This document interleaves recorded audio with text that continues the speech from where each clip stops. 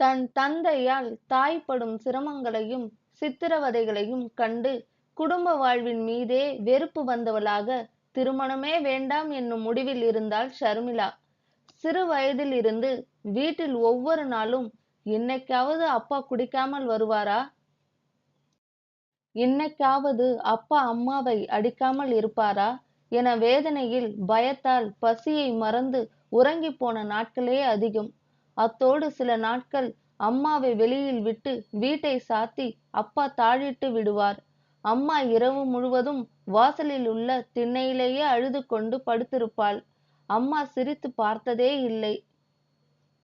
கல்லூரியில் உடன் படிக்கும் தோழி ஊர்மிளாவின் தந்தை ராகவன் மகளிடமும் மனைவியிடமும் எவ்வளவு பிரியமாக நடந்து கொள்கிறார்.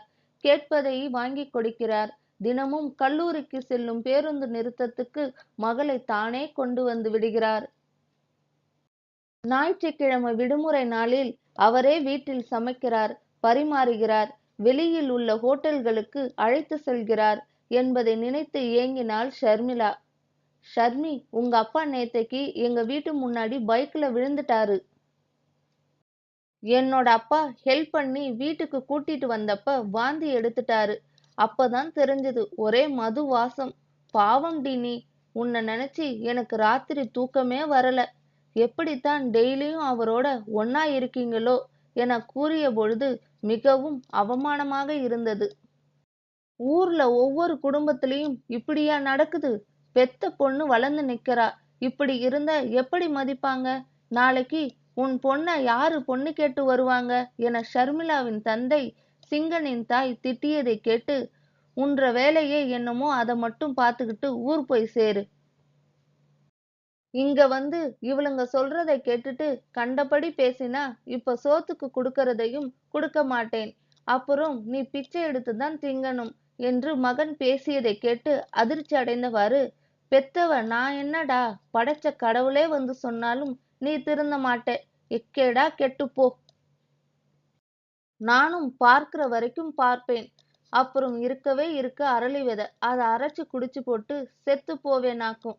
பேசுறான் பாரு பேச்சு.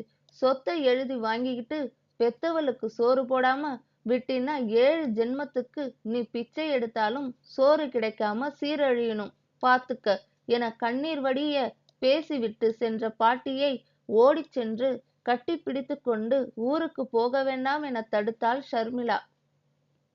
ஊருக்கு போனா நான் செத்து போயிடுவேன் என்று பயந்துட்டியா?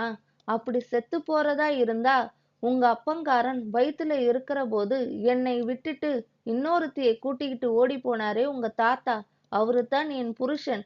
ஓடின போதே செத்திருப்பேன்.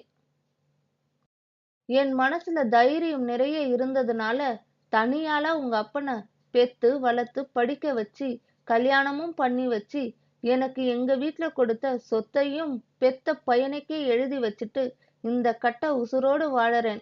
அப்புறம் உன் கல்யாணத்துக்கு அப்பத்தா 5 பவுன் எடுத்து வச்சிருக்கேன். உங்க அப்பன் கொடுக்கற காசை சோத்துக்கு அரிசி வாங்கி போட்டுட்டு தோட்டம் தோட்டமா போய் தென்னை மட்டை எடுத்து வந்து பின்னி வர காசை சேர்த்து வச்சு குழுவுல சீட்டு போட்டு நகையை எடுத்து வச்சிருக்கேன். நீ கவலைப்படாத சாமி. என் உசுறு போறதுக்குள்ள இன்னும் 5 பவுன் எடுத்து போடுறேன். உங்க அப்பன் நகை போடாட்டி கிடக்குது, நான் போடுறேன் என பாட்டி பேசியதை கேட்டு மகிழ்ந்தாலும் தந்தையின் போக்கு மாற வேண்டும் என கவலை கொண்டாள் ஷர்மிளா. கல்லூரி படிப்பு முடிந்து சென்னையில் வேலை கிடைத்ததும் வேலை பார்க்கும் நிறுவனத்துக்கு அருகிலேயே வீடு பார்த்து கோவையில் இருக்கும் அப்பாவியான தனது தாயை அழைத்து சென்று விட்டாள். வேற மாதிரி உலகமாய் இருக்குது. வீட்ல கூட்டுற வேலையில இருந்து பாத்திரம் கழுவுற வேலை வரைக்கும் மிஷினே செஞ்சிடுது. அப்புறம் எனக்கு இங்க என்ன வேலை? நான் ஊருக்கு போறேன். உங்க அப்பா சோறு இல்லாமல் உடம்ப கெடுத்துக்குவாரு. குடிக்கிறதுக்கு தகுந்த மாதிரி வயித்துக்கு நல்ல சோறு இல்லைன்னா குடலு வெந்து சீக்கிரமா உடம்பு கெட்டு போகும்.